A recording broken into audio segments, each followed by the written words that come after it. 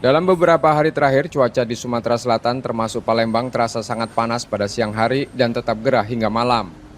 BMKG menyebut kondisi ini dipicu minimnya pertumbuhan awan hujan serta sedikitnya tutupan awan sehingga sinar matahari terasa lebih terik dan potensi hujan menurun.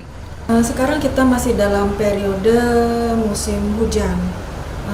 Namun memang dengan kondisi dinamika atmosfer saat ini memang potensi hujan terjadi penurunan dengan intensitas ringan hingga sedang.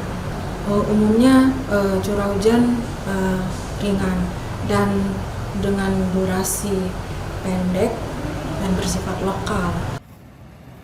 Meski demikian, hujan ringan hingga sedang masih berpotensi terjadi secara lokal. BMKG juga memperkirakan puncak musim hujan kedua terjadi pada akhir Maret hingga April mendatang. Masyarakat diimbau tetap memantau informasi cuaca dan waspada terhadap potensi bencana hidrometeorologi. Muhammad Reza Pahlepi, Kompas TV, Palembang, Sumatera Selatan.